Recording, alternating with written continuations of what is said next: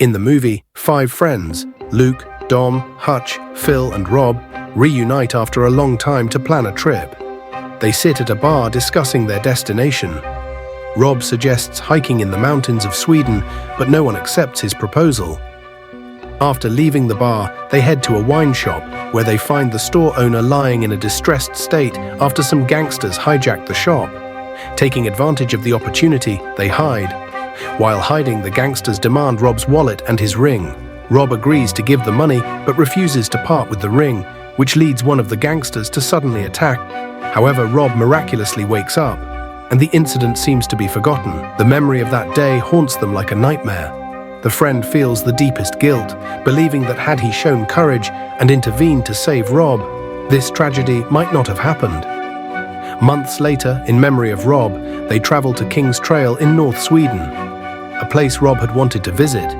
The friends reach a high spot, build a stone marker for Rob, and dedicate it. However, people try to convince them that they are not responsible for the incident, but it's not easy to convince the heart. They decide to rest for the night and continue the journey the next morning, but when they wake up, heavy rain starts. After packing up, they begin trekking in the rain, but halfway through, Dom twists his ankle. They consult the map and decide not to take the steep mountain path, instead opting to continue through the nearby jungle. As they venture deeper into the forest, they are startled to find the body of a wild animal hanging from a large tree, its body parts savagely torn apart. They suspect it was not the work of a bear or any other ferocious animal, since fresh blood is still dripping from the body, meaning the death was recent. Without further thought, they continue, but soon dark clouds gather and heavy rain starts again. They hear flashes of lightning and thunder. They decide to set up camp right there, but Luke notices something strange about the trees ahead. They see odd marks on the trees and find an abandoned house inside the jungle. Ignoring the strange marks, they break the door and enter. Unable to stay outside in the rain, they set up their tents inside. However, suddenly, they hear strange noises coming from the jungle, which reach their ears. Luke wonders if it's his imagination or if something mysterious is happening. But the mystery doesn't end outside. It's also inside the house. The branches of trees outside are marked with odd symbols. The place feels unsettling, and suddenly they hear a shriek from a nearby area. Upon investigation, they find a strange structure made of straw, missing its head. The structure has horns on its hands and animal-like features on its feet. Seeing this scene, it seemed like it could be a statue of a native deity or spirit. However, staying awake for too long in the rain seemed pointless, so everyone fell asleep. In the middle of the night, erratic flashes of lightning repeatedly disturbed their sleep. Suddenly, a bright light entered their slumber. When Luke opened the door to look outside, he saw that the items from the wine shop they had visited earlier that day had somehow made their way there. A little while later, a loud noise changed Luke's mood, and he saw 3 holes in his chest. There was no explanation as to how or why this happened. After hearing a sudden sneeze and scream, they discovered that Dom had entered the house, sitting in the toilet, calling out his wife's name and sitting naked in front of the statue inside the house, praying as if in a ritual. Luke was stunned but couldn't say anything. However, no one paid particular attention to this incident. When everyone decided to leave, they were shocked to see that strange, unknown symbols appeared on the trees outside overnight. Hutch considered heading southwest, but Dom suggested taking another route. They all walked along a deep jungle path, although no one wanted to talk about the events of the previous night, as no one had any clear explanation for them. The deeper they went into the forest, the more the mystery seemed to grow. As they continued, they came across another house that resembled the one where they had taken shelter the night before, but no one dared to enter. Meanwhile, Dom's foot pain worsened, and he sat down. He didn't want to waste time sneezing, but was unsure what to do. Luke told the others to rest, while he went ahead to find a way. But he realized that this part of the jungle was eerily quiet, with only the occasional sound of wood being knocked. His attention was drawn to the trees, and he thought he heard something massive moving with a loud sound. Without wasting another moment, he hurried back to tell the others, but they refused to believe him. Luke, showing the wound on his chest, claimed he knew the answer and spoke of his guilt over Dom's death. Eventually, they all agreed that in such a difficult situation, it was crucial to stick together. as arguing could make things worse and they needed to stay calm and make plans to move forward. After walking a little further, they found an old tent buried in the soil by the side of the forest, which contained a family photo and a credit card belonging to someone named Anna Eriksson, which expired in 1984. From this information, they speculated that perhaps this family had died or gone missing in the jungle. Everyone fell deep into thought as they set up the tent and prepared food and water. However, since their food supply was limited, they realized they might starve to death in a day or two if they kept going this way. During this time, Hutch took Luke aside and mentioned that Dom's foot was in bad shape, and Phil wasn't well either. The only one with hiking experience was Luke. He informed them that the next morning he would need help finding a way out of the jungle with some essential supplies, and he would stay with the other two. As everyone fell asleep, suddenly they heard heavy footsteps approaching from deep within the jungle, followed by a terrifying roar. They opened the tent and bravely stepped out to find that they were once again near the same old wine shop where the gangsters had attacked Rob. Immediately the large trees began to sway and Luke's sleep was interrupted. A horrific scream from Phil echoed in the air as if someone had taken him away. Unearthly roars and deathly moans reverberated from the jungle. Moments later, everything fell silent. They quickly set out to search for Phil, but strangely, Dom was nowhere to be found. Luke told everyone to return to the tent since the necessary supplies were there. If they lost their way, it could lead to more danger. There was logic in Luke's words, so they decided to search again in the morning. As the first light of dawn broke, they entered the jungle again. After advancing for a while, they stopped in their tracks because hanging from the branch of a large tree was Phil's body, torn from the chest to the waist. The sight left them in mourning.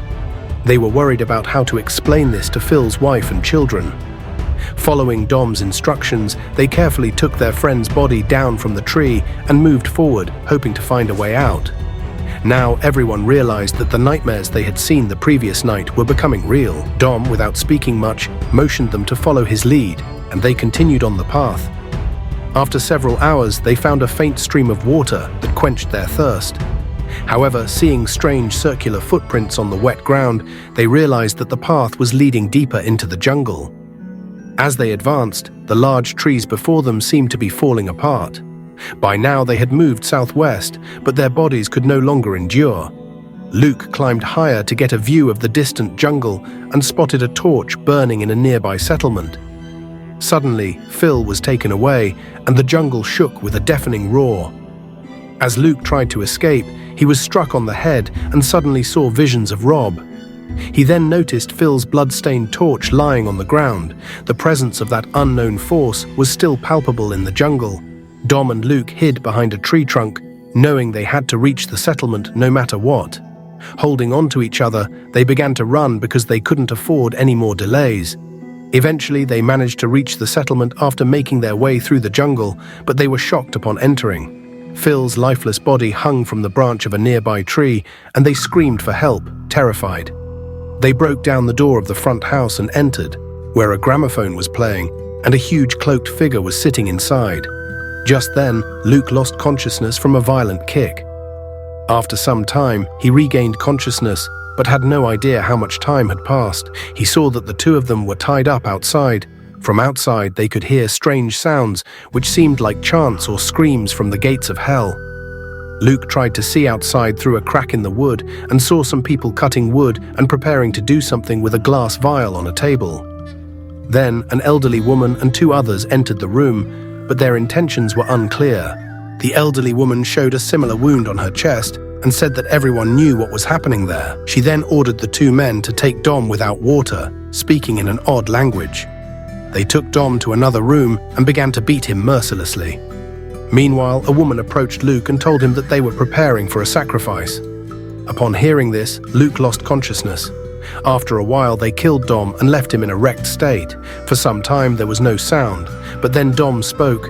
"I never told anyone about my only nightmare that day because I couldn't believe it would come true. In my dream, I saw people telling me that they were doing something in the jungle for a god or some unknown power. And standing in front of me was my wife, Mary. I knew I would die soon, Luke. "You won't be able to save me, but I want you to burn this place down and leave for the city." Despite Luke's efforts, he couldn't summon the courage, and what Dom had said came to pass. A few people crucified him with wood and hung him up. Dom saw that every branch of the trees in the jungle around them held multiple dead bodies, and he understood that this was his fate. Darkness descended in the deep jungle, and it felt as though preparations were being made for his arrival. Suddenly, an unearthly roar echoed from the jungle, and everyone began to tremble with fear, too scared to lift their heads to see what was happening. The large trees fell one by one. At that moment, Mary, Dom's wife, emerged from the jungle, leaving Dom utterly stunned. When Mary approached and embraced him, her pupils turned white, and Dom realized that it was not Mary, but a strange creature with long arms and glowing eyes in the dark. The creature lifted Dom and hung him from the top of a tree, and through a hole in the wooden house, a terrifying scene unfolded. After a while, a woman entered the house and asked if Dom's body would be taken down from the tree. Laughing, she explained that this was a sacrifice for an ancient god. She told them about a deity named Jotun, described in Norse mythology. The Jotuns were beings created to wage war against gods and mankind, and their worship was considered a sin. In this jungle, one person from various groups was chosen to be worshipped, typically the one who suffered the most or felt the most remorse. The woman warned that anyone who did not honor Jotun would be killed. After the woman left, Dom and the others went outside and were suddenly startled. The adjacent door opened, and they entered to find many living corpses lying around. They were in a strange state of being alive, and Dom understood the true meaning of immortality. Horrified by the sight, Dom wished for peace for their souls and set their bodies on fire. As they fled the burning house, Dom struck the elderly woman unconscious. In a state of panic, Jotun emerged, and when he appeared before them, everyone lowered their heads in submission. Furious, Jotun began killing them one by one. Luke, gathering a gun and a machete, fought his way through the obstacles and reached the edge of the burning settlement. There, for the first time, he saw Jotun in full form. Jotun, like a lion, picked up a person and roasted him in the flames. Luke, terrified, fired his gun, but nothing happened. Jotun chased Luke and began attacking him. Using his last ounce of strength, Luke ran and struck Jotun with the machete, making a final attempt to survive. Barefoot, walking through the muddy jungle and sharp stones, Luke eventually made it outside the jungle.